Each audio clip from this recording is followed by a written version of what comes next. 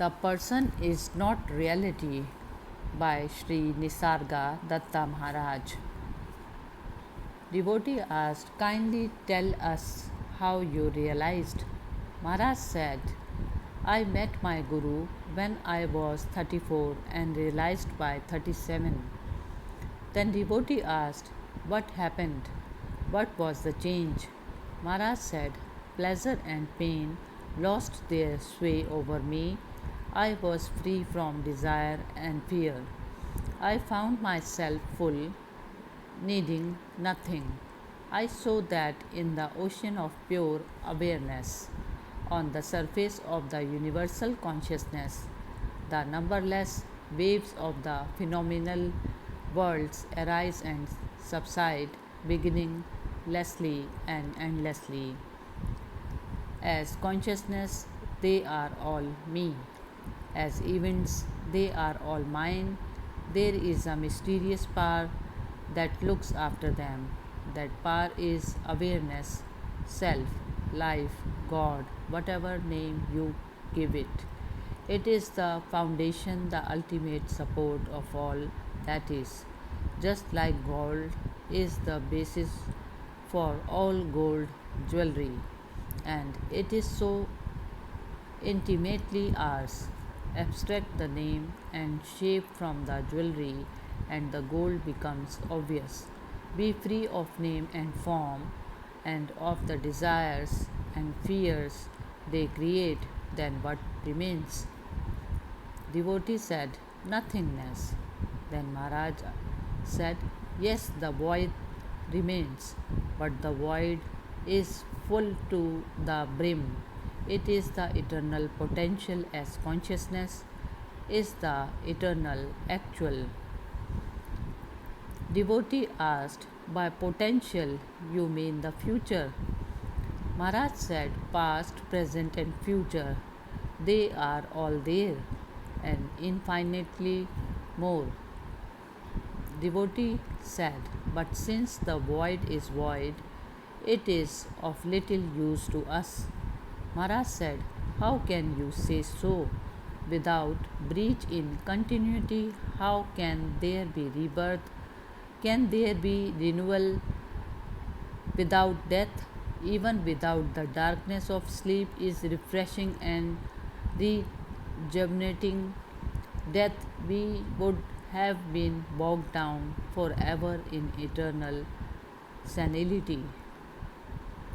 Then devotee asked, is there no such thing as immortality? Maharaj said, when life and death are seen as essential to each other, as two aspects of one being, that is immortality, to see the end in the beginning and the beginning in the end is the intimation of eternity. Definitely, immortality is not continuity. Only the process of change continues. Nothing lasts. Then devotee asked, awareness lasts. Maharaj said, awareness is not of time. Time exists in consciousness only.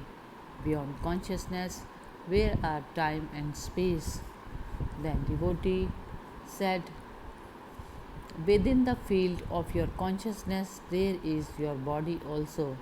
Maharaj said, of course, but the idea, my body as different from other bodies, is not there. To me, it is a body, not my body, a mind, not my mind. The mind looks after the body, all right.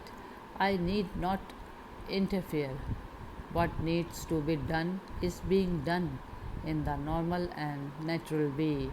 You may not be quite conscious of your psychological functions, but when it comes to thought and feelings, desires and fears, you become acutely self-conscious. To me, these two are largely unconscious. I find myself talking to people or doing things quite correctly and appropriately without being very much conscious of them. It looks as if I live my physical waking life automatically, reacting spontaneously and accurately Then devotee asked, does this spontaneous response come as a result of realization or by training? Maharaj said both. Devotion to your goal makes you live a clean and orderly life given to search for truth and to helping people, and realization makes noble virtue easy and spontaneous by removing for good the obstacles in the shape of desires and fears and wrong ideas. Devotee asked, don't you have desires and fears anymore? Maharaj said, my destiny was to be born a simple man, a commoner, a humble tradesman with little formal education. My life was of the common kind with common desires and fears. When, through my faith in my teacher and obedience to his words, I realized my true being, I left behind my human nature to look after itself until its destiny is exhausted. Occasionally, an old reaction, emotional or mental, happens in the mind, but it is at once noticed and discarded.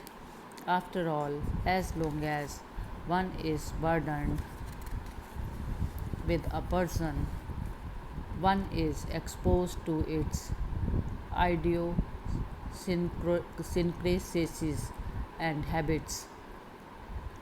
Devotee asked, are you not afraid of death? Maharaj said, I am dead already. Devotee asked, in what sense?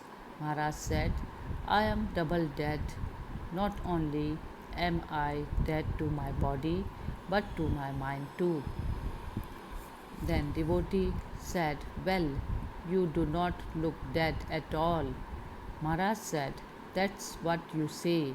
You seem to know my state better than I do. Then devotee said, sorry, but I just do not understand.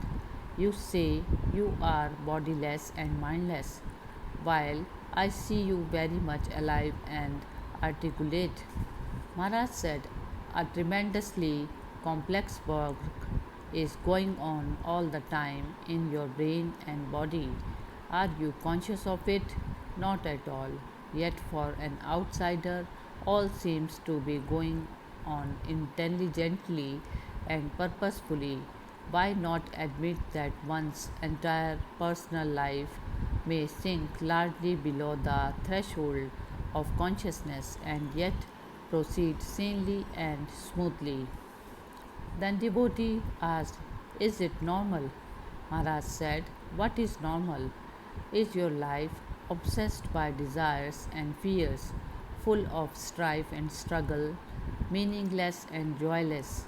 Normal. To be acutely conscious of your body, is it normal?